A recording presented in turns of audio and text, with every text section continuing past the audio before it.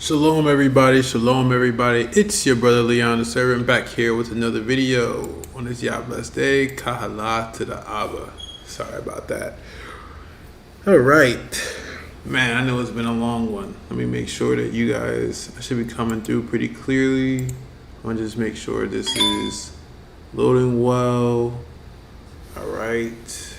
That looks good. Everything looks good. Yes, yes, yes. All praises, all praises. Man, it's a late one for me. It's cool. It's probably late for where you guys coming from too. Well, let's get to it, right? Shout out to Divine Lee for the cool threads. You know what I'm saying?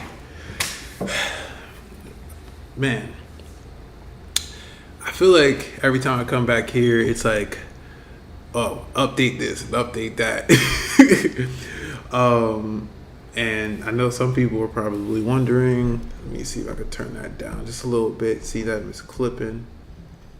Yeah, there we go. I think that's better. Yeah, it's a little bit better. So you guys don't have me yelling in you guys' ears, especially for those who wearing headphones. Got a little bit of different setup. So all praises to the Most High for making everything work. Got this topic that I want to bring out, talking about the ancient paths, talking about Hebrew, talking about perspective. But before we do that, right, just a small little preamble, if you will, on your brother Leon and what's been going on. I am sitting in front of you today, not only married, but also a father now. All praises to the Most High. And there is a lot of different content that I want to bring out. We will definitely be talking more about these ancient paths and learning about those different ways and really how that impacts our day-to-day life, our perspective, our actions, the way we move and how we move, why we move. And to remember that the Most High has a plan for us, the Most High Yah. Right, and I wanted to bring out this because I feel as though this information could be helpful not only just to myself, but also helpful to others as we navigate more increasingly difficult times. A lot of times we hear perspective is everything, and it's the foundation to how you deal with everything, and sometimes we forget that practical application of what. The spiritual edification that has practical application is not just a cliche saying, but it's to say that everything that's said here, you should be able to walk away with and to be able to apply today and see better results today. All things take time, and also being able to remember that all things take time. I hope that this finds everyone in good health, and let's get to it. Right? Let's get to it. So I have this year told myself that I wanted to get deeper into learning Hebrew. Some aspects I made some progress, and some aspects I haven't.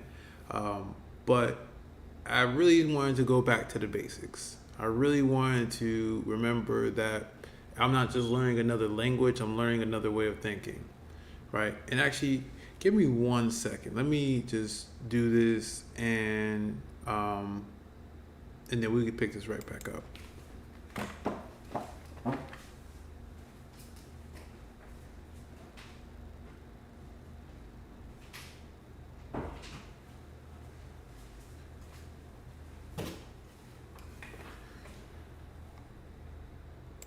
All right. Sorry about that. Just quick intermission. So I really wanted to get into that.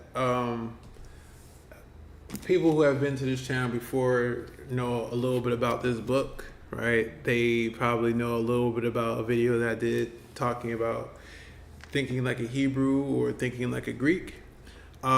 This will be a rendition in part 2 of this, and we're going to make this a full series. And for those who say, hey, I can't find that, things of that sort, it's all good. We're going to pick it up from the beginning, so don't worry, you're not missing anything.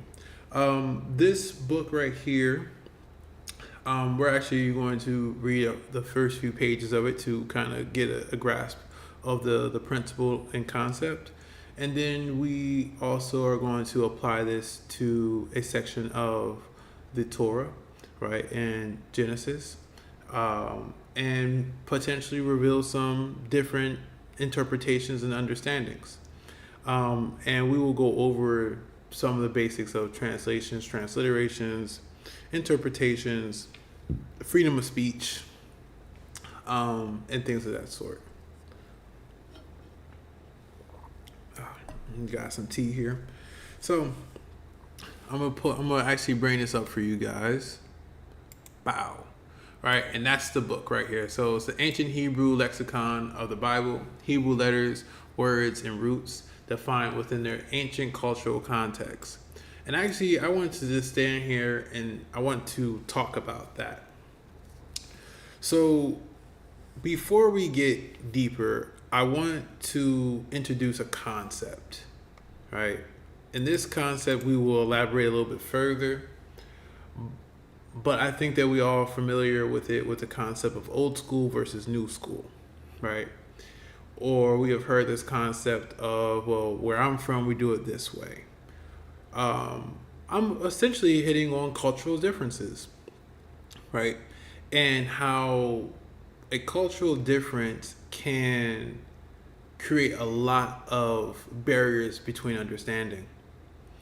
And I know that there is a lot of the times that we come to certain things with our own assumptions, our own volume of information, lies, truths, misguidance, understanding, and our comprehension can sometimes be flawed.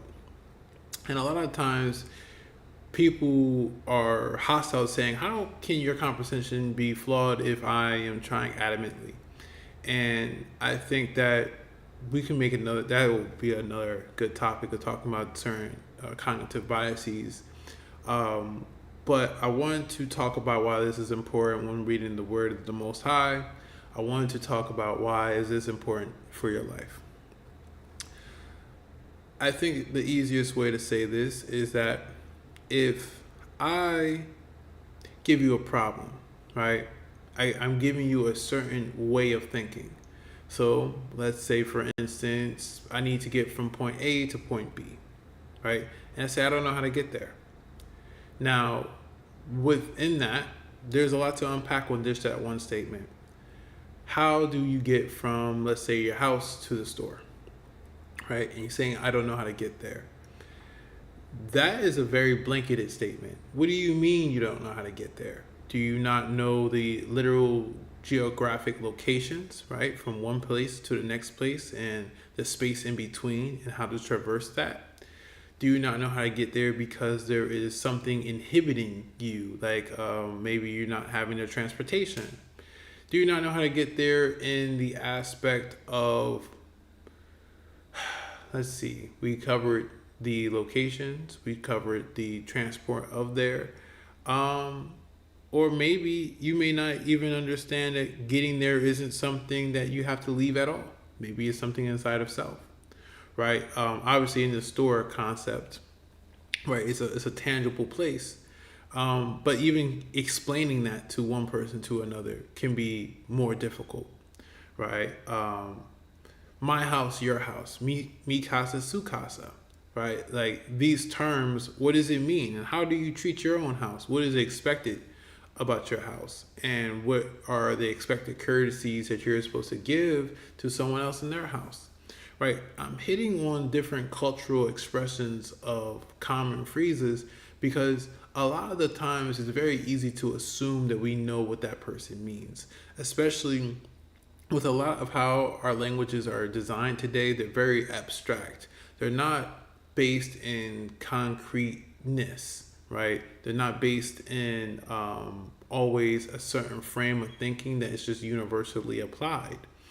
And that can sometimes lead to our detriment when we're trying to look at how someone spoke in the past.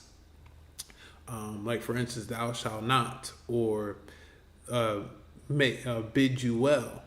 saying like these different expressions do not hold the same weight as they did back then in those current times, but it doesn't mean that their expressions cannot be deciphered and understood. I hope that that is enough groundwork to start getting into this. And if there's any questions, please leave your questions in the comment section. And for everyone live, I'll try to address them as long as they are pertinent to the information ahead. So, with that being said, let me bring this up. Something like this. Actually, give me 1 second. Still trying to get everything appropriated. Right, there we go. We're going to do something like that. And then, yeah, let me get to the next page. All right, so let me take this and then I'm going to move this up out of the way. And something like that. Okay. So this is like one of the first pages in this book. I hope it's clear for you guys. I'm going to read it right off out of the book, right? And don't mind the highlights. Some of these things were just interesting and pertinent at the time. So this is on page 11. And just reading at the beginning, it says ancient Hebrew thought, right? The definition of a word is going to be directly related to the culture in which that word is being used. One word may have different meanings depending on the culture that is using it.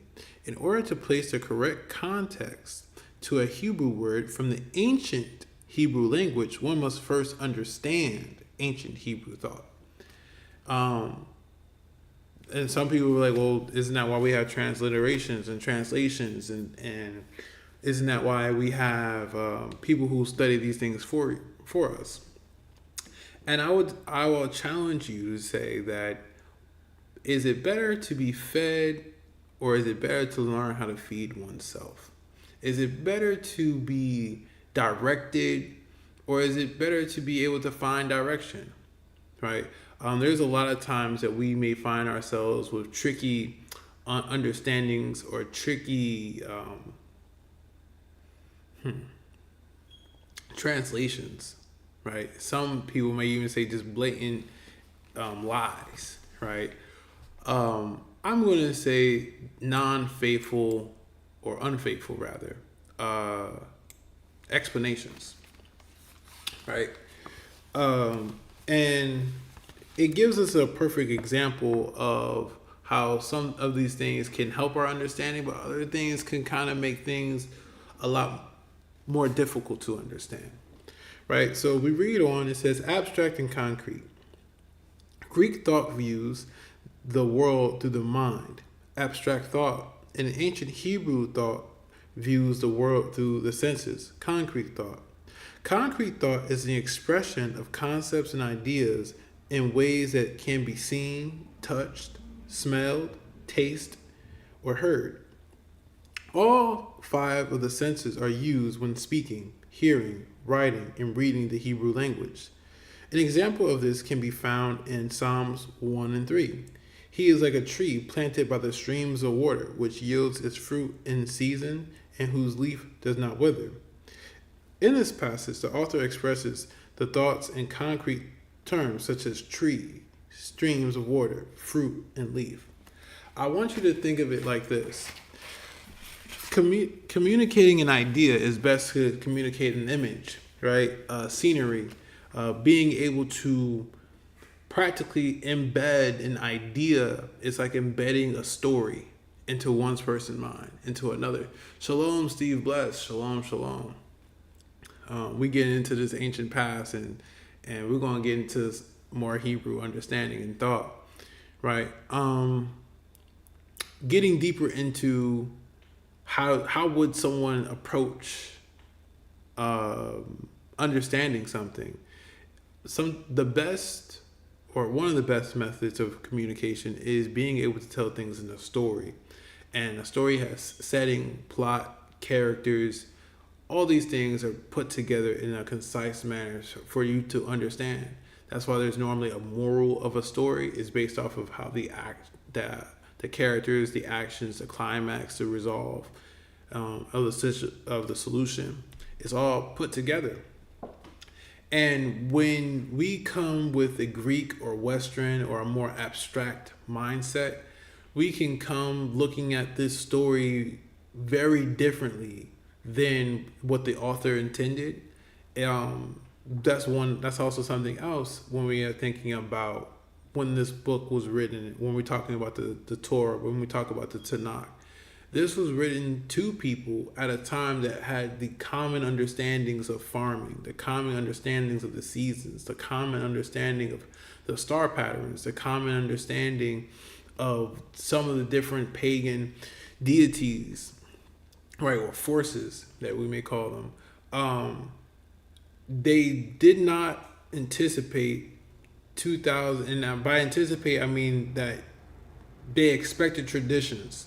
The Most High still expects traditions of understanding behaviors to be preserved in order to be able to understand a message. How can you decipher a message if you do not speak the language?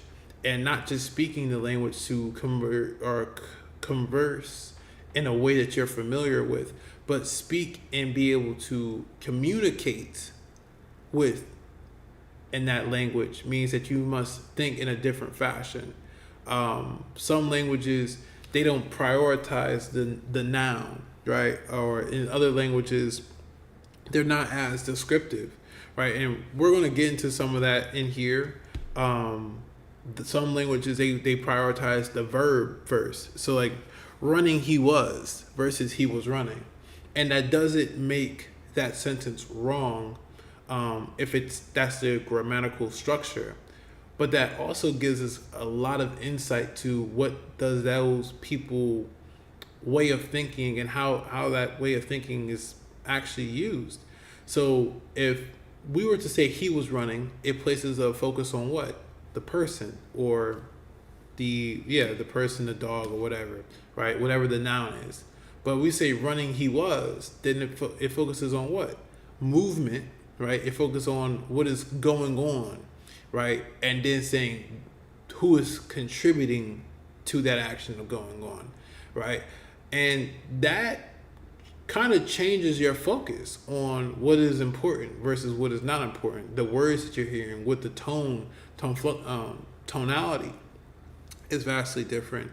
And these subtleties is where a lot of communication can be thrown off, right? These subtleties can allow you to ask the wrong questions, right? So for instance, he was running, right? Versus running he was.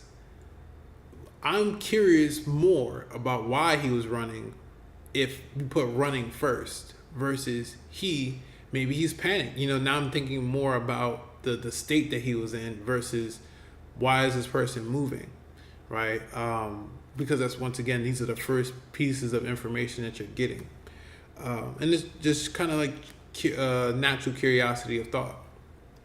So let's go in and let's read a little bit more of this passage because I want to really get down onto some of these Greek thinking versus Hebrew thinking, and then also want to actually talk about how to apply this with some scripture. And then I want to also apply this with the day-to-day life. So be patient with me. Let's go at this one portion at a time, one piece at a time. Right? Okay, so, and then it says in the next portion, it says, abstract thought is an expression of concepts and ideas in ways that cannot be seen, touched, smelled, tasted, or heard. Examples of abstract thought can be found in Psalms 103:8. The Lord is compassionate and gracious, slow to anger, abounding in love. The words compassion, grace, anger, and love are all abstract words, ideas that cannot be experienced by the senses. Now, I want us to sit there real quick and think about this. Actually, I have a very interesting thing I want to bring out real quick, and you guys can look into this for yourselves. Let's talk about love. Right? I want to talk about love in your childhood. All right. So the concept of love is abstract for many, because there's things that we consider toxic. We could say bad habits. We could see is love bombing. We have all these different aspects dealing with love. But what does it even mean to love, right? If I say I love you, that may mean something completely different from me and yourself, especially based off of the past of whatever experiences you may have had with someone who says that they loved you, whether those are good experiences or bad ones. For instance, me saying I love you to a child may mean that to them, may think that okay, that means I'm going to take care of you, right? Versus me saying I love you to someone who has had a lot of heartache, a lot of problems, may think that, man, that's a fleeting emotion and it is baseless. Me saying I love you to my wife, saying that, hey, this means that this person is thinking about me, right? How do you communicate that effectively to every group of people that you come across, right? If you don't attach it to a sense, right? If you don't attach it to what they see, what they feel by touch, what they feel by their taste, and these other different aspects. When you're mad, for instance, you can feel adrenaline coursing. Your nose clears up. You may have a harsher tone, short in the aspect of being impatient, rapid movements, right? There's a lot of things that we can associate with someone being mad. So shouldn't there be a lot of things that we can associate with someone being loving? But then when we talk about different cultures and what they deem to be love, sometimes isn't, right? So here's some interesting fact, like I promised you a moment ago. All children, when they come into this world, deem that whatever their parents do to them is love until proven and shown otherwise. And even if that is shown and proven otherwise, it can be very, very challenging for that child to be able to accept and move on with that information and know what to do with that information. So why did I bring that out? I bring that up because a lot of us have preconceived notions about the Bible. We have preconceived notions about God. We have preconceived notions about a lot of different things. If the Most High left words for us to be able to guide ourselves and things of that sort, how are we supposed to get to the root of what he means, not just our own preconceived notions? There has to be a way. Or there was no point in having language. There was no point in writing these things down, because inevitably, this would be mistranslated, miscommunicated, right? So, and that's why we're on the ancient past, right?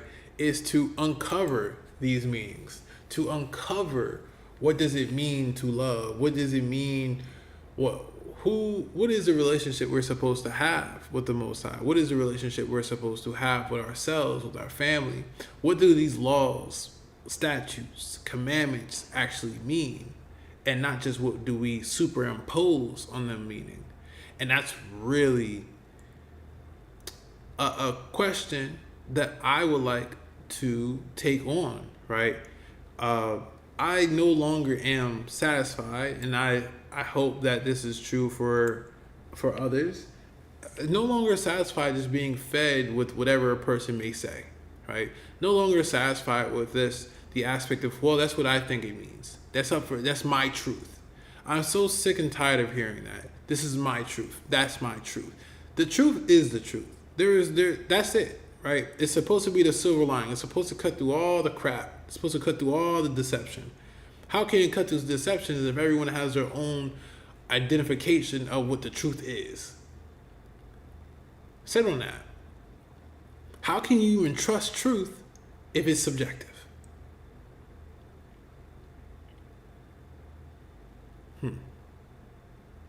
How can you evolve and become better if it is just merely based on one's own predilections?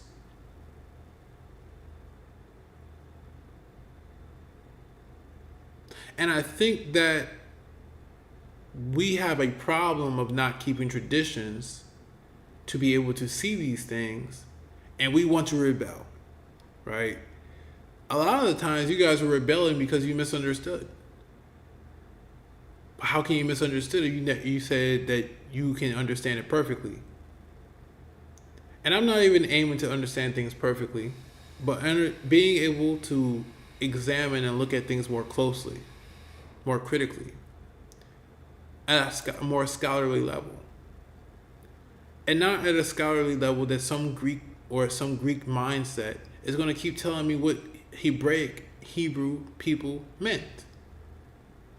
But from a mindset that, okay, I want to understand what do they mean. I want to understand their language. I want to understand the way they eat, talk, pray. Therefore, I can get an understanding. Therefore, I can understand why these miracles were miracles. I can understand how the Most High communicates and why he communicates the way he does. Because he did not reveal himself to every person and everybody and every nation any old type of way. He did it in a certain way. He did it through a certain culture. He did it to a certain people for his reasons. And how are you able to uncover those reasons if you're not willing to learn them and why and how and the particulars?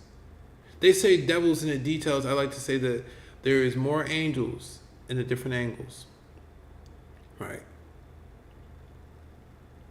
And we do need to be able to look at these things more scrupulously.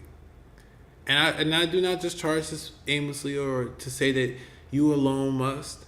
I want to share the resources that I've found, and I want to go over this chapter by chapter, book by book, scripture by scripture, and see. Because when I read Psalms 113, and actually let's actually not 113, let's Psalms 1. And I'm also going to pull it up for you guys as well, because why not? Let's talk about this and the application of scripture, and then we'll still apply this in the application of day-to-day life and day-to-day living, right? Because this is all universal. I got the Tanakh here for you guys. I can also bring this up for you guys on the screen. Actually, you know what? Let me do that. Let me do it so everyone can see, right? Sharing is caring, they say. I hope everyone's doing well once again. All right, I'm going to bring this up here, here. Why not? I'm just gonna pop this one open right here, here. All right. And then we're going to open this. Man, we're getting back to the basics, man. Back to the basics. Window capture. Get that. Boom.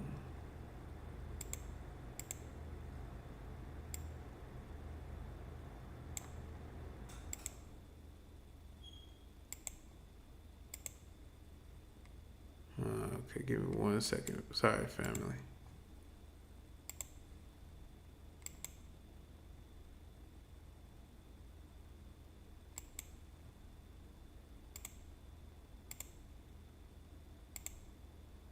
All right, there you go. All right, let me just make this so it's a little bit easier to see, more palatable for the eyes.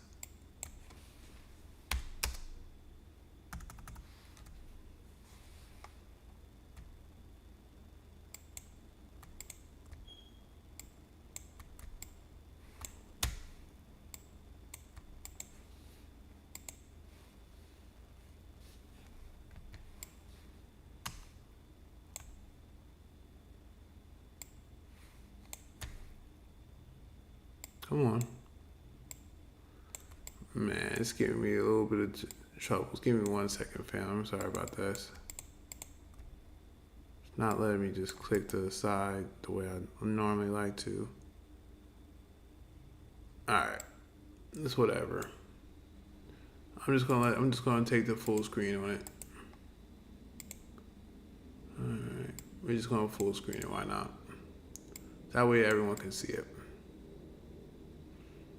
There you go. Okay. It says, "Blessed is the man that walketh not in the counsel of the ungodly, nor standeth in the way of sinners, nor sitteth in the seat of the scornful." Right there. Even moving with that, I already understand how a man is supposed to be blessed, because it is using this Hebraic frame of thought, right? It's telling me not to walk with counsel of ungodly people. I might not understand fully what ungodly means, right? But this action of not walking with these people, not talking with these people, not associating with these people is definitely very understood. Nor standeth in the way of sinners, right? Nor sitteth in the seat of the scornful. But his delight is the law of Yah, and in his law doeth he meditate day and night. And he shall be like a tree planted by the rivers of water, that bringeth forth his fruit in his season, and his leaf shall not wither, and whatsoever he doeth shall prosper. When I sit there and I think about that, I kind of understand, I get a better understanding of, okay, what is this blessed person supposed to do and be? And how is he supposed to act? This image is becoming more clear. Could you imagine if it said that blessed is the man who deals not with the ungodly sinners, or a man loses his blessing by X, Y, and Z, right? It could be a little bit more tricky, right? And actually, we're going to get into a better example of that, because I don't think that my example was the best. Let me bring this down real quick. I'm definitely still getting readjusted to. Oh, here it is. There you go. Definitely still getting a little readjusted to everything with the different software. Versus, let's see. We're going to go back to this book, because we're going to hammer this home. And we're going to have more videos talking about this. Versus Psalms 103 and 8. Right, what it says, and I can definitely bring that up for you guys, because that would be easy. Yep.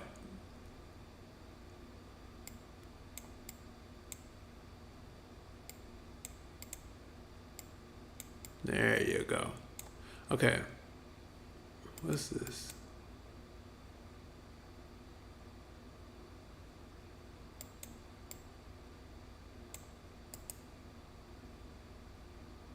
Remove that. There you go. Okay. Verse is this, right? Where it says, Yah is compassionate and gracious, slow to anger, and abounding in love. Right? Why? You know, it's saying what makes him that way? Why is it just cause? You know, it's saying, and what is compassion by the Most High? You know, what is grace by his standards? What is slow to anger by his meaning? And what does that even really mean by anger? You know, once again, we can come with assumptions, but do we know, right? And there is a way of knowing, right? Because once again, when we had the senses of touching and smelling and tasting and hearing, right, and seeing, do we have any of that sensory information? And that becomes more challenging, right? But let's read on a little bit further, and it says this, right? The words compassion, grace, anger, and love are all abstract words, ideas that cannot be experienced by the senses. Why do we find these abstract words in a passage of concrete thinking Hebrews? Actually, these are abstract English words used to translate the original Hebrew concrete words. The translators often translate this way because the original Hebrew makes no sense when literally translated into English. I'll be the judge of that. They say it doesn't make any sense. So is it because they didn't try to understand, or is it because they want to impart their own understanding? Like, for instance, let's look at this. Let us take one of the above abstract words to demonstrate the translation from the concrete word to an abstract English word, anger. An abstract word is actually the Hebrew word auf, which literally means nose. A concrete word, when one is very angry, he begins to breathe hard and flare his nose, right? And the nostrils begin to flare. A Hebrew sees anger as the flaring of the nose or nostrils. If the translator literally translated the above passage as slow to nose, right? Or actually, it would be slow to flare one's nostrils. See, once again, understanding context, is that hard to understand? One, right? One, to slow to flare one's nostrils, to have a disposition in your face. Something about communication that often we forget is that 70% of communication is done through body language, tonality. It's not even done by just the words that we speak. So is it hard to understand, or are we just not trying to understand, is what I challenge you to think about. Okay, let's get to the next one. Right. Appearance and functional descriptions. Greek thought describes objects in relation to its appearance. Hebrew thought describes objects in relation to its function. That's interesting, right? As we're going to read down a little bit further, but like, why? So it's like, for instance, when we talk about, you have a BMW, I have a Audi, you have a Lamborghini, I have whatever, right? Those describe the different appearances, but they're all vehicles. Or better yet, let's see, I have a car and you have an airplane. It's just a vehicle. It's something that you get into, a vessel you get into to go from one place to the next. Now, you can describe how you use that vehicle, which will give more insight on how you're traveling, if that's what's important. But if it's not important, why are we giving more energy, time to describe these different things? Is it necessary? Is it salient to what we're talking about? Or have we been told that it's salient? Have we been told that this is more important? Have we forgot what it means to get to the point? Have we forgot what it means to not over embellish? You know, a lot of pain comes from comparison. I wonder how would people compare themselves if they all said that I have a house versus he has a mansion, they have a homestead, they have this and they have that. And it's not to say that when that house does a different function that we shouldn't call it that, right? But should we always get into the particulars about some type of detail? Is that even the purpose? Is that how we often fall victim to needing more, wanting more, because we feel as though it doesn't have a certain label? Yeah, we're getting deeper into the psychology of maybe some of the hidden wisdom of even speaking it in a different way. Yeah. A lot of people struggle on social media dealing with comparisons, comparing from one thing to another thing, saying, oh, I don't have this, and oh, I don't have that. But then they forget what they do have. You know, saying, oh, I don't have the newest this phone, or I don't have the newest that, or I don't have that model. But is it serving you adequately? Is it doing what you're supposed to be doing? I just wonder, like, if we are not based off of the appearance but functionality of things, how much further do you think humanity would be in the right direction? How easier would it be for you to see through deception?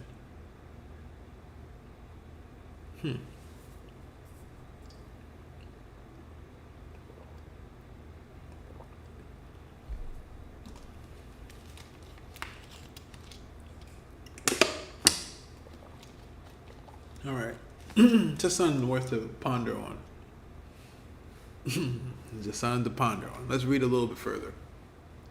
A Greek description of a common pencil would be, it is yellow and about 8 inches long. A Hebrew description of a pencil would be related to its functions, such as I write words with it. Notice that the Hebrew description uses the verb write, while the Greek description uses the adjectives yellow and long. Because the Hebrews form of functional descriptions, verbs are used much more frequently than adjectives. Now, I want you to think about this, right? If, let's take this example and let's expound upon it further. If we talk about the pencil or a pen, right? And we say, like, trying to explain this object to a child, right? And say, okay, well, it's black. It has this plastic chrome-like piece, and it has this blue, and there's a clip here, and there's a black-like substance inside. Does any of those words of that description actually give you any useful information? I mean, maybe you're trying to pick it out of a few different items, right? But not in the aspect of what this is for, right? Because it's not to say that Hebrews didn't have adjectives, right? It's to say, what is the purpose of me talking about this pen for? It's to write. So when my daughter is old enough, right, I will not be describing this based off of just solely what it looks like. I'll say, hey, this, just like this pencil, this pen, your finger with some paint, they can all help you write, right? When I tell her to write this down, then she knows that I can use this, she can use a pencil, something like this, and still get the job done, because that's all that's important. That's all that's salient. Sometimes we get so caught up in the difference between a pencil and a pen in life that we don't use them at all. We hold them up and we collect them and we make idols out of them, or we forget that they're supposed to serve us while we serve, instead of we wind up serving them. And this is true in so many different aspects, in so many different ways. Because once again, as we learn a new language, we're learning a new way of thinking. And we learn a new way of thinking, they say that you cannot solve a problem the same way you thought about the problem originally, right? It takes a new form of thinking. There's going to be a lot of things that's going to come in the next couple of years that if people do not change the way that they approach problems and the way that they see the world, they will struggle, right? There's a lot of times where people look at work and they think of it as something to run from, right? And that's because they describe it in a way that it doesn't serve them. And they do it in a manner that it doesn't serve them. They come with a mindset that it's not going to serve them. And we'll get deeper into some mindset training and things of that sort in another video. But to really say that, are you thinking like a Hebrew or are you thinking like a Greek? And do you think that the Greeks were able to really comprehend and take on what the Most High wanted them to take on? Or was it the Hebrews that took on what the Most High wanted you to take on? Shalom, famous warrior. we get into it. We get into it, man. We get into the Hebrew versus Greek, thinking like return to the ancient past, talking about the importance of shifting one's mindset, right? And importance of language difference. Long story short, right, is that if you think in the same capacity of how a problem arises, you will be confounded by its reality. But if you think in a new form, in a different way, you may find a solution. A lot of people are confounded by social media. A lot of people are confounded with work. A lot of people are confounded by even what the scripture says. And maybe it's because we are still trying to come with this Westerner, this Greek way of thinking, and not the way that it was written for Hebrews, who with a Hebraic way of thinking. And I'm challenging not only others to watch the videos following this, but to think about how does this affect your everyday life, right? We just read a description of how a Greek would describe a pencil about it being yellow, about 8 inches long, versus a Hebrew saying that it is something I use to write. And functionality. How many people do backwards ass shit because it may look cool, but it don't serve them at all? How many people do things just to put on airs and it got them nowhere further? Do you think it's based? Did they do this because they thought that it might be helpful and it wasn't? Something worth to consider. To our Greek way of thinking, a deer and an oak are two very different objects, and we would never describe them in the same way. The Hebrew word for both of these objects is aeon or aeon. Forgive me for my mispronunciation. Still learning. Because the functional description of these two objects are identical to the ancient Hebrews. Therefore, the same Hebrew word is used for both. Right? It means a strong leader. Right? A deer stag is one of the most powerful animals of the forest and is seen as a strong leader. Among other animals of the forest, the wood of the oak tree is very hard compared to other trees and is seen as a strong leader among the trees of the forest. And I just want you to think, right? When we put certain labels on certain things and delineate them, for what purpose? And when we think about how much we really know about the world, well, why is it not that the first thing that we think about the correlation between a deer and an oak is that they're both leaders and strong? Why is it that we always think that, well, one's an animal and another one's a plant? I mean, does that really serve us in the ability to utilize that information? Sometimes it does, and sometimes it doesn't. Now, what happens when it doesn't? What happens when we're looking into the scriptures and we're worried about deers and oaks being two very different things when the scriptures are pointing to something completely different? What happens when you're missing the moral of the story because the contextual lens that you're looking at it is flawed? And how do we go about fixing that?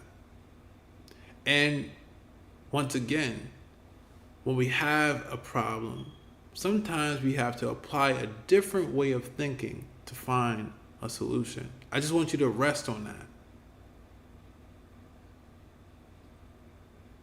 What type of problems do we really just need to come out of the box? Sometimes we're still thinking in the box, you know? You remember when we was in school, they told you put on your thinking caps and think out of the box.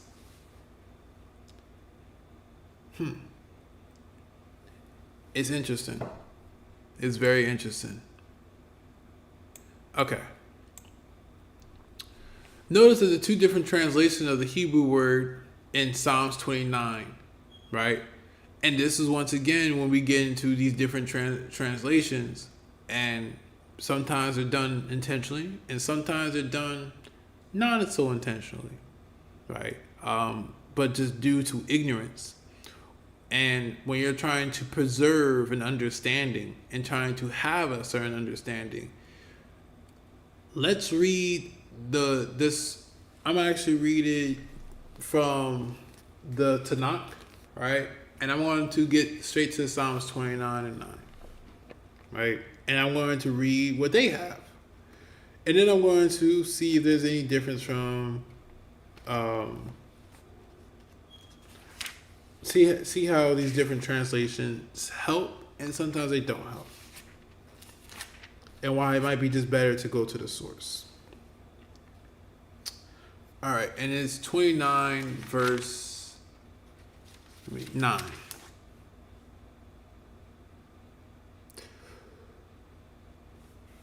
The voice of the Most High, or Yah, the Lord, causes hinds to calve and strips forests bare, right? While in his temple all say glory, right? Versus, so calf, hinds to calf, right? And then we have the KJV says the voice of the Lord makes the deer to calve, right? The NIV says the voice of the Lord twists the oaks, right? But if we just apply the thinking that we just got, right? The word that we just got, it says a strong leader. And let's apply that reasoning to Psalms 29. The voice of the Lord makes the strong leader cower or shrink or shrivel. Maybe that might be the best interpretation of this word based off of the Hebraic words and what they mean versus the literal translations of what that word could mean.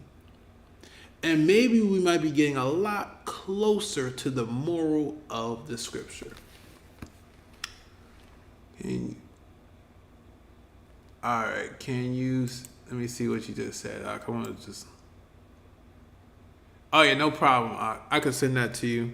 I'll have to send it to you at the end of this video because I'm using my phone as a camera. But for sure, man, you got it.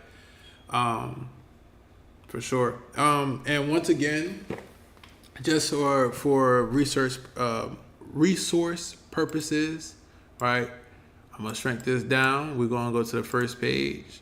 This is all coming from this book right here, the Ancient Hebrew Lexicon. Oops, my bad.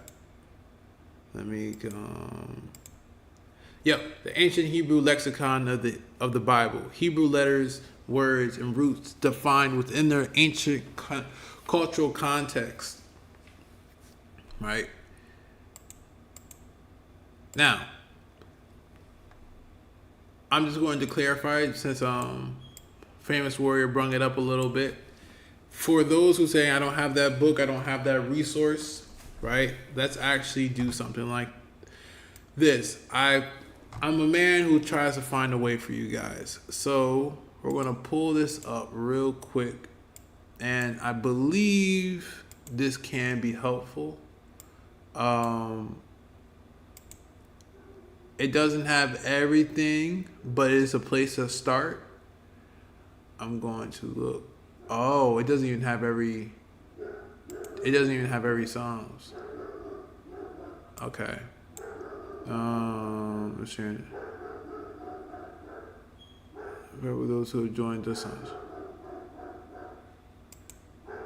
Oh, okay. So, please forgive the dog that's outside. Let me see what's going on here. I don't know. Okay. Let me add this up here, and then we'll also be making sure that. My point is this, right? If there are some resources out here that you can find this understanding on, right? So here is one, right? It's simply typing in Jeff A. Banner and then going to his website. I'll see if I can add this stuff into the description after the end of the live stream, probably by tomorrow. And you can see happy, you can see the Hebrew word, and then we can start breaking down some of those Hebrew words, right? And we're also going to make sure this, a part of my mission now is to go through, I wouldn't say every single chapter, but going through a lot of the different chapters of the scriptures, going through a lot of different Psalms, Proverbs, and establishing this reasoning, right, that has been given. And I think it will make going through the Torah, going through the Tanakh, a much easier and a streamlined process on what the Most High is trying to point us to. What's the moral of these stories? What's the moral of the scriptures? And getting us a lot closer to the ancient path of understanding. Excuse me. Right? So I'm gonna bring this back up. I'm gonna do. I wanted to get this video out, but I want to try to make sure next time that I have everything a little bit better situated for everyone, so they can see. And I soon will be having. Can you do Psalms 27 verse 3 for me? Okay. This now I'm not gonna. All right, you know what? We could do this live. Why not? Sure. We're gonna go at it right here, right now. All right. So now this is going to take me a moment, right? Because what I'm going to do is I'm going to bring up Psalms 27-3, and that's a great idea. We're going to do this right here live, and then we're going to make a whole system for this for people to submit their requests, and we can do them live and direct for those people, and then we can also add a few more as we go. All right, so let's go, and we are going to pop this open again. Right, and I'm always going to start with the KJV, right? Let me add the Blue Letter Bible up here because it's going to make my process a little bit easier. I kind of figured out how I like to do this. I just haven't fully got it all set up for you guys yet. So give me 1 second. And I hope everyone's doing well. All right. Okay. All right. And let me just see. Ox said 27. All right, 27.3. Copy. All right. We're going to go to.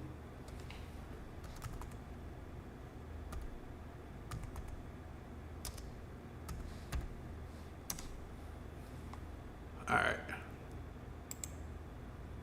All right. So before I go crazy, let me show you guys what I'm kind of doing here, just to keep you guys involved in the process. All right, so we're on the Blue Letter Bible, right? I'm gonna bring my face forward. There you go. I'm gonna put myself over here. Right, we're in the Blue Letter Bible, right? And this is Psalms 27-3. Right, and first it reads this: though an host shall encamp against me, my heart shall not fear. Though war shall rise against me, in this will I be confident. That's almost pretty spot on exactly what I think what it means. But this is where the process comes in at. So we would take this, we'll click on it. My bad, let me come over here. Like this, and then we would click on it, right? And then we'll scroll down. Okay, I don't like how I did that. Maybe it's, there we go. Right, and then I will take each one of these words, right? And I will go through here because it has its own lexicon, right? And that correlates these two and bring them together. So I'm going to go to some of the most salient points. So maybe a host, right? So that's Strong's 42 and 64, right? I'll take this book, open it, come back to the lexicon of it, and this is 4026. Just for context, it has a whole bunch of numbers here. I don't know how clearly you guys can see these numbers. I'm gonna read through them or go through them real quick to find that. And then it has a correlating number. So 4264, right? Yeah, this is definitely like something I'm going to probably have prepped for you guys. 1174-H is the number. So let me write this down real quick, and then I'll show you like what that number means to me. 1174-HA. All right. Yeah. All right. So then I'll come, and each Hebrew word, or the words that are in this scripture, has a number associated with it. And with that number associated with it, it has a few different breakdowns of what that word can mean, based off of its historical context.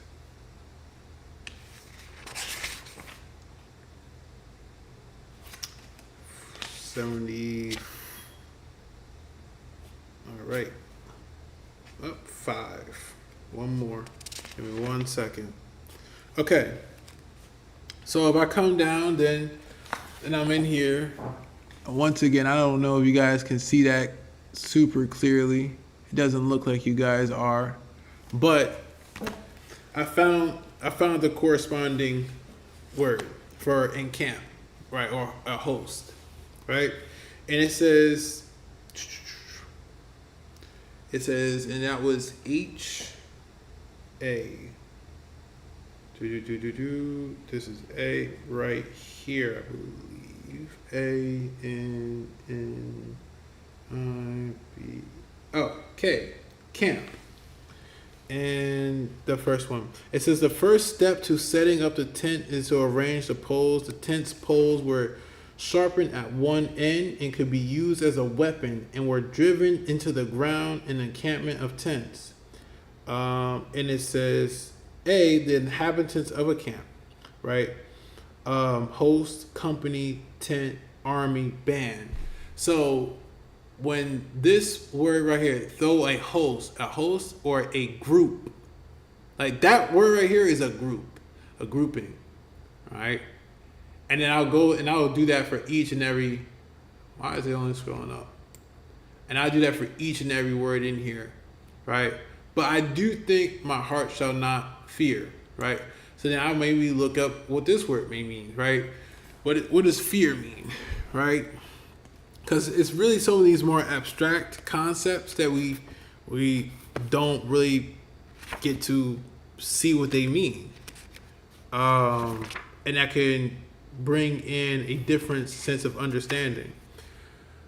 3372. 3372, which is, I get this number right here. Give me 1 second. I'm just going to write it down real quick. 3372, which is 1227-E and V. Okay. Yep. So now I'll come over here again, and we'll get to searching again. 122. 227. 227. Okay, fear. And then we're coming down to E and V, right? The flowing of the insides. So let me go to the very root of this word. It's a pictograph of a hand in the head of a man. Combine these as hand of a man. The hand of a man is used for the throwing, a flowing of water in a river, a throwing of the finger to show a direction, to walk or live. the throwing of an arrow, the throwing down of water and rain, awe or fear, where one throws self to the foot of one in authority, right? So then we come down to the a flowing of insides, right? Uh, yeah. So flowing. So it's probably like that trembling sensation that we're talking about, and that's where I would deduct from that, right? It's like when we feel like everything is trembling, or we feel like maybe even peeing on yourself, right? Like literal fear, and that's something else that, like, when we're talking about fear, right? Thou shalt not have no fear. What does that mean? Because everyone feels scared, but what does it mean to be in fear or trembling or shaking? That in him is your ability to act. You get what I'm saying? All right.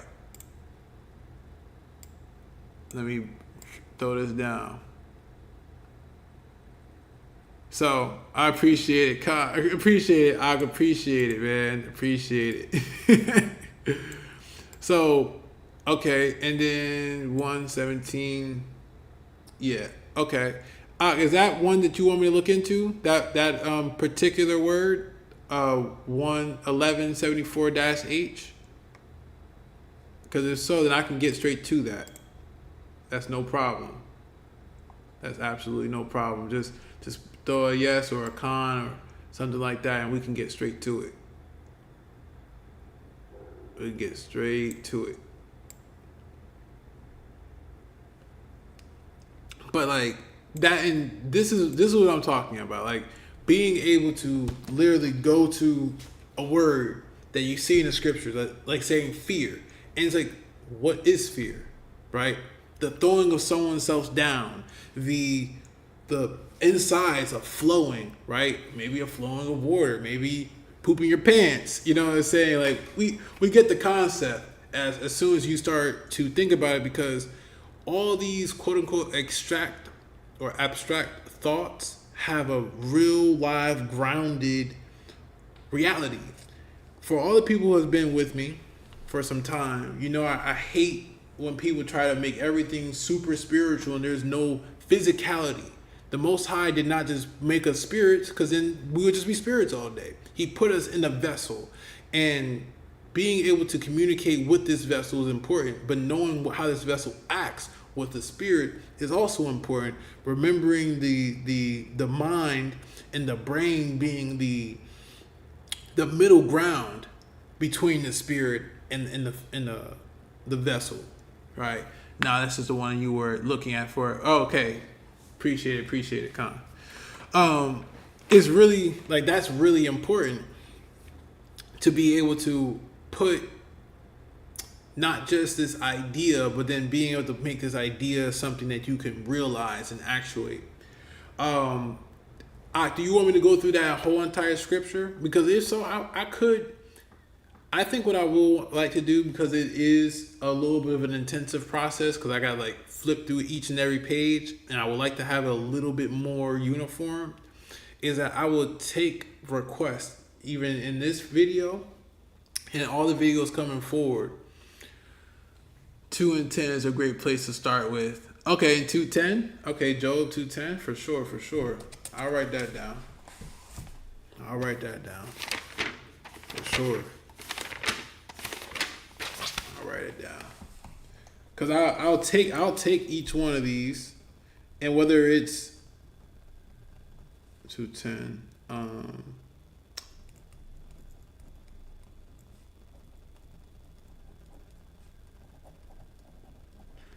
yeah, I'll take each one of these and I will break them down word by word, what the ancient Hebrew word was, to and applying that to an actual sentence that actually gets us what that means. And eventually I would like to be able to speak these words and be able to apply them that way too. Do it all live right now. Okay, I appreciate it. But we will be getting to that. Like, I want to see if I can get. I could definitely. So it don't take super long. I could, if you guys will help me, I could possibly get one of these out, like maybe a 5 minute to 10 minute breakdown of these every other day. Like, Word is Born on, like, seriously, this is like nothing more than going looking at scripture, piecing down some numbers, and then putting these numbers into a sentence and reading what that sentence would be, and then applying the logic upon that the scripture around. So like I see that, famous warriors here, and for everyone who catches this on the playback, you are more than free to get involved. I'm actually going to make a community post. Yeah, we're going to make a community post on it and get down deeper. And then I'm maybe like once out of the week, we may go a little bit deeper into the psychology of why this is important and how we're getting to these results. Okay. So yeah, we're definitely gonna get that. Yeah, I like that. All praises. All praises. Because one thing that's really important to me is that a lot of the times we do not get to do the deep type of studying that we want to do, either because we don't have the resources, we don't have the fellowship, we don't know how to reason together, we don't want to reason together, and I just want to provide a space that we do that in. Right? Yeah, that's beautiful. That's a beautiful vision. That is a beautiful vision. Yes. All praises, all praises. Man, I love it when the brothers get on and they start asking questions and we start getting stuff together. That's always beautiful. It's always beautiful. All right. So just to round out some more of this information, right?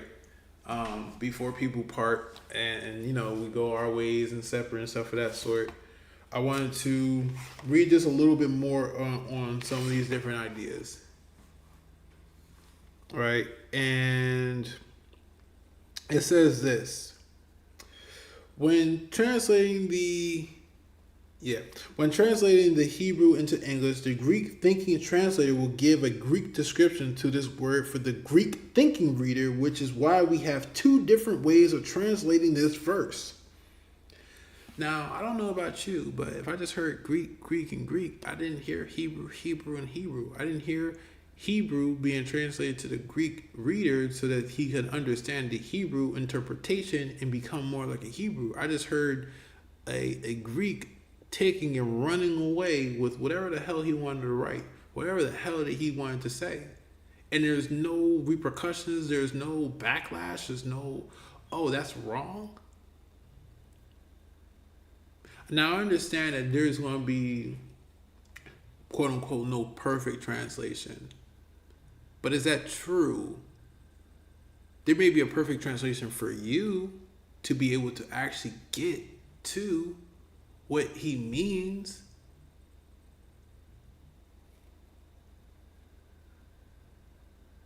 Trouble. Okay. Oh yeah, we can do that. Good and trouble. Yeah, for sure. Oh yeah. And trouble. Okay. No problem, huh?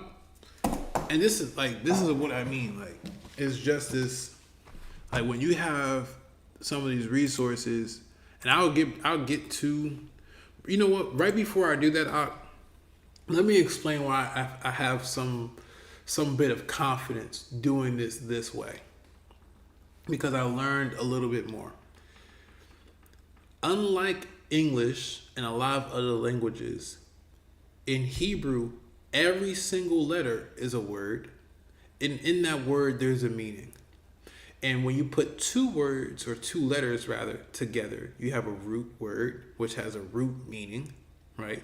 And then when you put more letters onto that, like the suffix and prefixes, or actually there is no suffixes if I'm not mistaken. There's only prefixes. So you build on top of that root. Then you get a bigger understanding, or you get a bigger word, right? This is the way that they spoke, and this is how their grammar works. When you have a system that speaks this way, all it means is now you just need to understand what each letter means, and you're able to start putting together the different meanings because the letters all have intrinsic meanings. And then you just correlate these things to the different portions and passages in scripture, and you look and you do some cultural understanding, and you get much further. You start to see a lot more things opened up, right? So just once again, for people who's like, well, why do you feel as though this is the way? Or why do you feel as though this has any authority? It's because in Hebrew, each letter has a meaning. And when two letters are put together, it makes a root. And when those two letters makes that root, that gives a full word. And that word does a service in the act, right? And then you put those acts in context with the rest of the sentence, and we have something called comprehension. All right, so let's get to Job 2 and 10, right, Frog? No problem. We could definitely get there. All right, let me pop this open. Boom, boom. Job. And I wanted to just show you guys where I'm getting it from, too.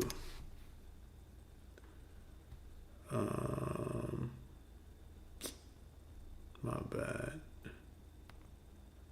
Job.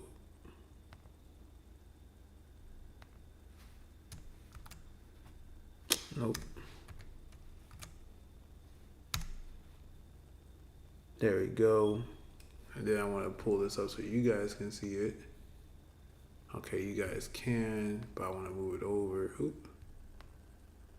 I want to move it over so you guys can see it better. Okay, that's Job 2 and 10 right there.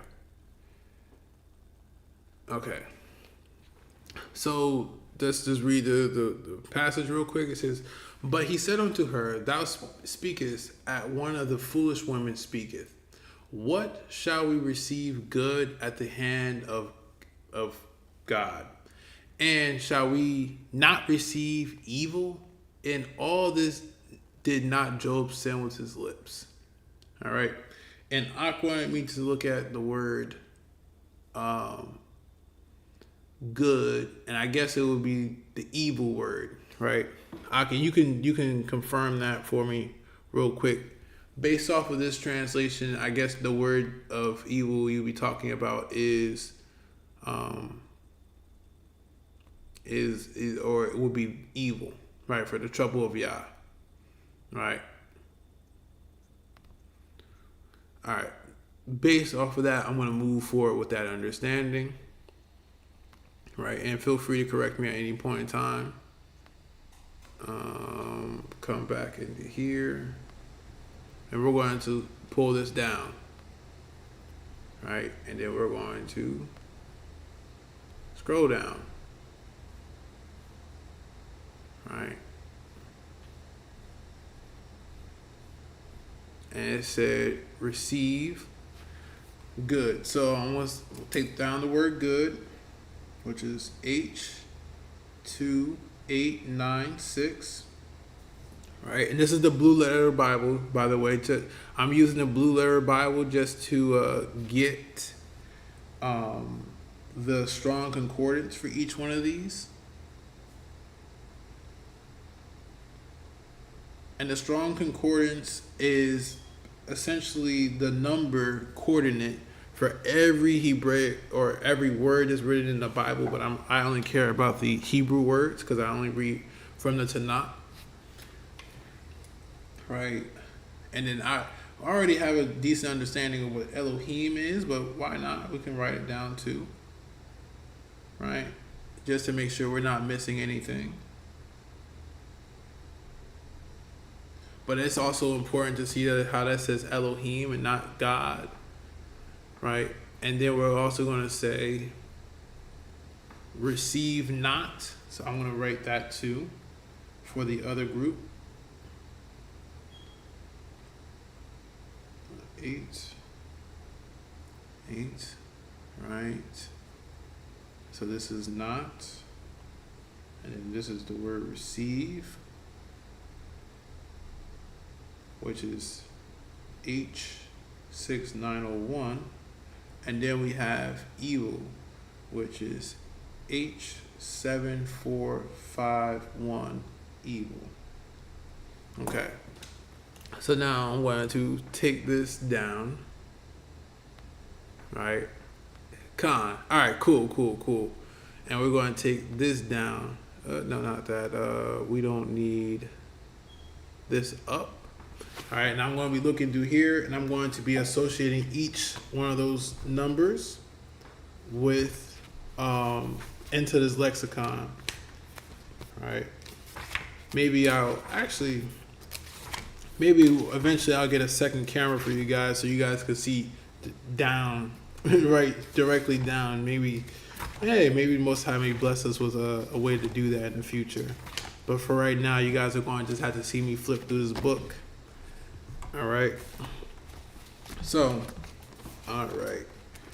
We're going to do all things in order. So we're going to break down that first section of good at Elohim, right? And then we're going to go to the second portion of not receive evil.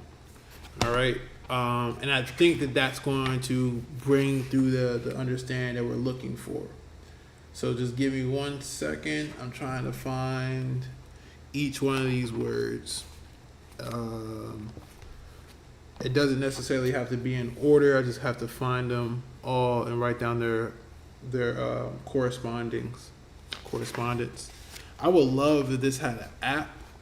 Maybe I might make my own, just so to make this even easier for the average individual.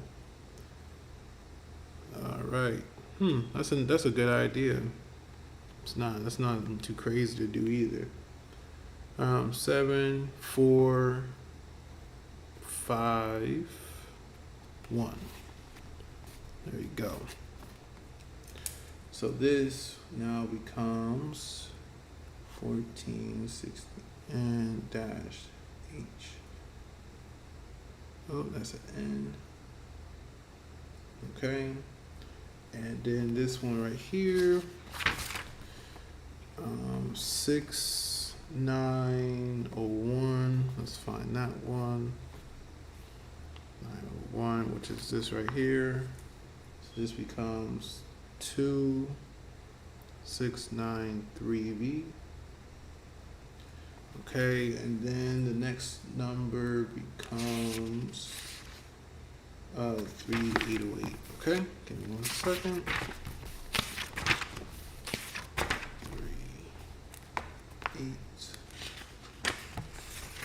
3808.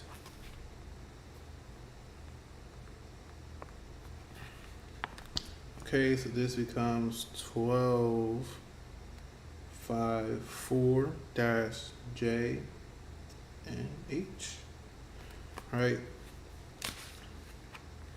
And then there will be and in the future, I definitely, if I get some of my other my other gadgets fixed up, there will be a way that you guys can see these numbers that I'm going to break down for sure. And then we're going to get down to this word good, which is 2896, which is 118-6-J V. And then we have H, which is 854.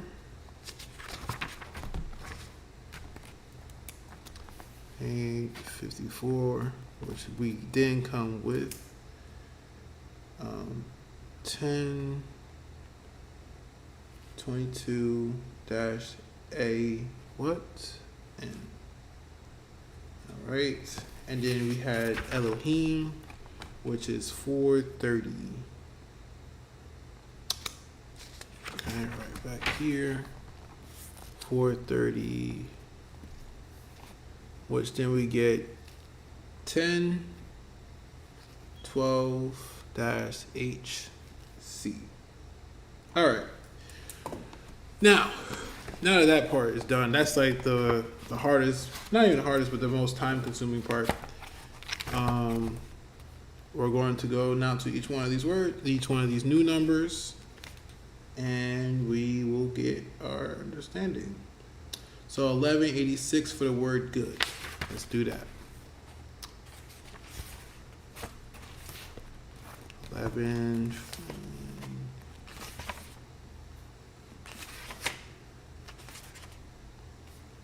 80. 1, 3, 4. Ooh.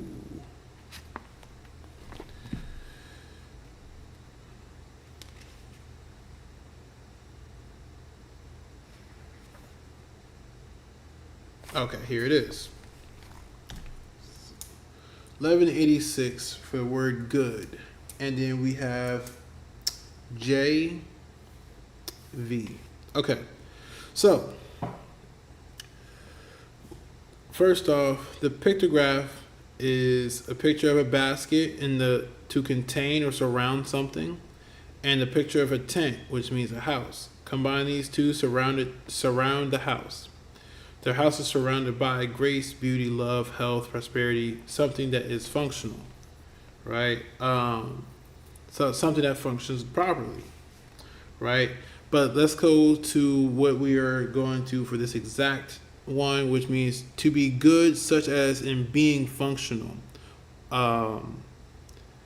So good at Elohim. If we go back, and now I'm patching all this together. Oh man. Oh, wrong thing. That's why. Go back here. All right. I'm going to full. I'm going to just. Actually, not going to do it like this. Yep. And how do I get? Okay, get that off my screen. All right. Maybe I gotta scroll up a little bit. Yep, there you go. So when it says, "Thou speakest as one of the foolish women speak," what shall we receive good at the hand of the Most High? What shall we receive that works, that functions, that is profitable, right, at the hand of Elohim? Okay. And shall we not receive evil? In all this did not Job sin with his lips? Okay. So then let me go into the evil portion. Maybe we might get a deeper understanding on that one. So not. So and then maybe also looking into the word sin. Yeah. Then said his wife unto him, doest thou still retain thy integrity, curse God and die? But he said unto her, Thou speakest as one of the foolish women speaketh. What shall we receive? What shall we receive good at the hand of God, and not shall we receive evil? And all this did, you know what I'm saying? Okay. Did not Job sin with his lips? Okay. Let me see. Okay, I definitely get what I definitely get the question we're getting at. All right. This becomes 1254 in J. Okay. 1254.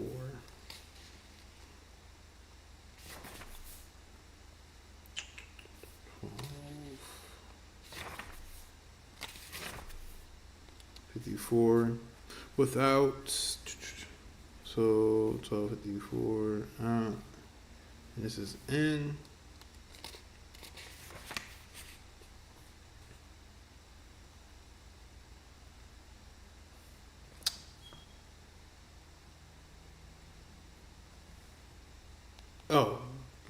this is J. Shoot, I think I missed something. Let me go back here real quick. Give me 1 second.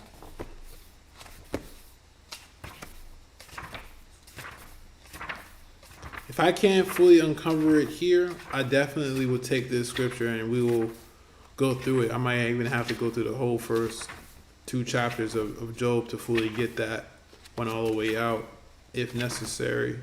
Not might, maybe, may not be.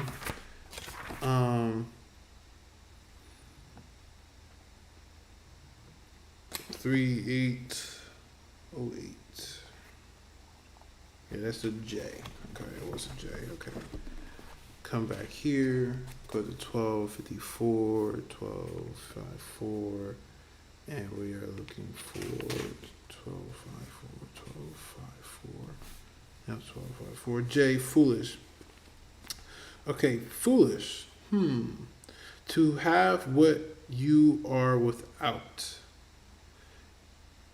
And then N, to be without wisdom. Okay. To be without wisdom. So that's crazy. Okay, so let me just break down what I just caught real quick. Because I know I'm over here flipping and you haven't seen everything. So right here at not, this word right here, not, right? Lo, right? That's what it looks like. It's how it's pronounced. Let me see what it says. Strong's H3808. Low. Lo. Low. Okay. That word right there does not just simply mean not. See, this is where I start getting at, like, whoa, what? What's going on here?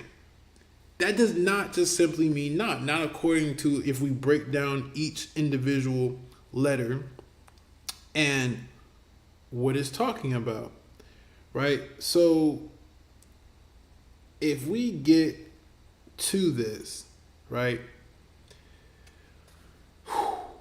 All right. We have the owl, and then we have the shepherd's handle, or the shepherd's cane, right? And this congregation, the way it's put, means that it's a source or a force without being shepherded, because the way that it's written, right? If it was written the other way, it would mean that it's with guidance, right? Or with listening, with a yoke, versus without a yoke, right? Now I want you to think, when a bull or when an animal gets away from its shepherd, it does not have the wisdom, right? Or the ability to think for itself on how to do well, right? It's a domesticated animal, right? So that's all, like, that's just a little bit of like how we can get to some of like how these bigger concepts come from these smaller words, and how these smaller words were done via pictographs. But that word low, right, did not just mean simply not. It meant to have what you are without. Oh no, to be without wisdom, rather, right? To be foolish. So now I want to look at every single letter scrupulously, right? And literally go through every single one, because now if we just come from what we just read, right, and try to take that forward, I feel like my comprehension isn't full, right?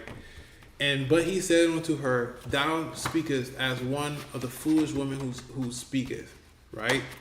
What shall we receive good that works, or profitable or prosperous of the hand of God, and not receive? And shall we not receive without wisdom, or foolishness? And all of this did not Job sin. So I think with Job, if I'm getting this right, he's saying, well, we're going to understand some things, and other things is just, it's going to be foolish. Like, you get what I'm saying? Like, did y'all catch that? You know what? I'm gonna do a video. I'm gonna do a video just section on this portion right here, and I'm gonna maybe call it Job's sin.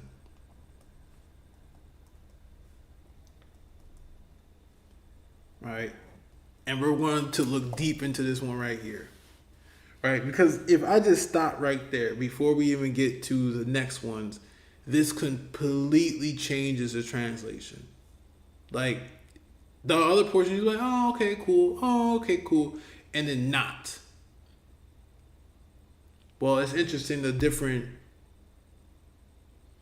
letters that was used to talk about not. And it's interesting when you realize that all these were written with pictographs. And if you knew that they were farmers, they thought a certain way what they wrote. Oh man, this is good. This is good. This reminds me like when I uncovered that Esau ate meat, red meat that had blood in it, and that's why Jacob made him say, "Hey, give me that birthright, because I can't do this with a good conscience. If you want to force me to give you this." Oh yeah, I just dropped a bombshell there, huh? I just dropped a bombshell with that one, huh? Yeah, getting into this deeper Hebrew, we're gonna start seeing these stories a little bit different. We're gonna start hearing them a little bit different. It's going to take time. Like I literally probably spent like a good 25 minutes, 40 minutes just trying to put all this together. But you start coming away with a completely different story. And it was probably the original story you were supposed to get, not the Greek story. They can't get rid of the original, but they can try to tell you what the interpretation of it is. You say with the domesticated analogy of the animals that this could be like comparing edification and indoctrination. Yes, we can kind of go with something like that. Would you say that with domesticated analogy of the animals that this could be like comparing edification and indoctrination? Yes, for the way that some of these Greek translators wrote this, and it's kind of been documented, like they did not do a lot of due diligent research. Like this book, and then there was another one. Got this one as well. That really start getting into how does an ancient Hebrew think? What does these ancient Hebrew words mean? What is their culture? And not just trying to pseudo-impose, okay, this means that, so this means this is what happens. You know? And I think that's where we definitely start getting some bad doctrines, and we definitely start getting to some false doctrines. For sure. Like, how many people know that the Hebrew that you see in Israel today is the third rendition of Hebrew in the way that it was written? Right, that's what we call late Hebrew. And the early Hebrew was pictographic, very similar to the hieroglyphs in Egypt, which if you just think about the time they were in. People wrote things differently. And symbols and symbology has a very different way of communication. And there's a lot that companies to this day, people to this day, can feel and act a certain ways with certain symbols.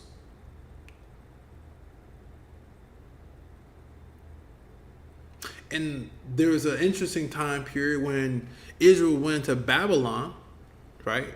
That they took on the Akkadian way of writing, which is how you see the people over in Israel write today. And that's where you can still lose some of this understanding.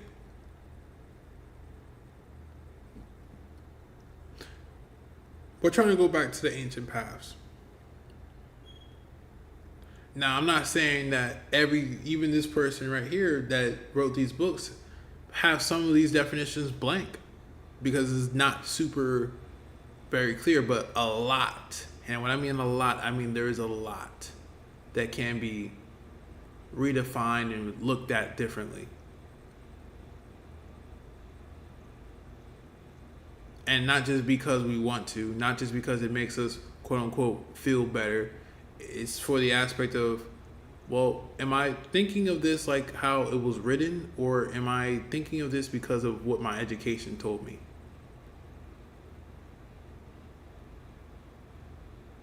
And then I ask, well, did you learn to educate yourself to think and immerse yourself in the culture of the place? Did you realize their values? And if you say kind of, well, congratulations, you are further ahead. This is probably why you came here today. And if you say you haven't, well, that's no problem. But then can you honestly say to yourself that you really understand what the Bible is trying to tell you? When things are framed a certain way, you have certain problems and you have certain answers. And when that's not given in a way that is helpful, then you come here with your 2025 worries, problems, and concerns, and you're trying to talk to an Elohim that pre-existed all of that. You're talking to a God that pre-existed all of that. How do you get in touch with an ancient Elohim or ancient God or a God that's seen or was here before all time if the language that he decided to speak to his people in those cultures in those ways, while they're still able to be researched, you don't seek? How do you feel as though you can really connect with him? Do you think that he's just supposed to change and try to connect with you? I thought or maybe you're supposed to learn more. And with all that getting an understanding. Maybe you are supposed to investigate author's intent. Maybe you're supposed to investigate the author's audience. Maybe we don't come with this Christian ideal that, oh, this Bible was written for everybody and every time and everything beforehand. Give me 1 second.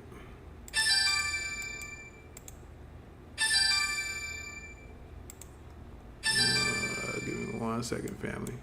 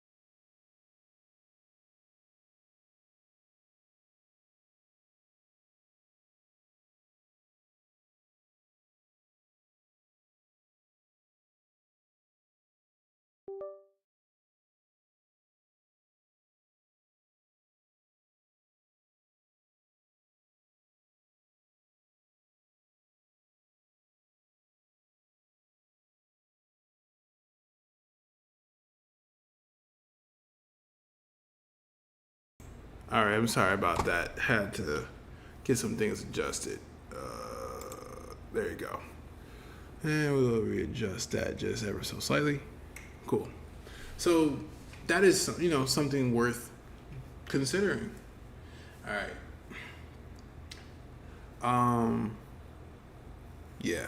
So, famous warrior Cameron, I'm gonna look into that one now because and this is the same thing I found out with Jacob and Esau. Like, it just starts showing this completely different story. And it was written there the entire time. But we didn't know Hebrew. But now I found a way that it doesn't matter if you didn't know Hebrew. Let's get here, and we can learn Hebrew along the way too. Right.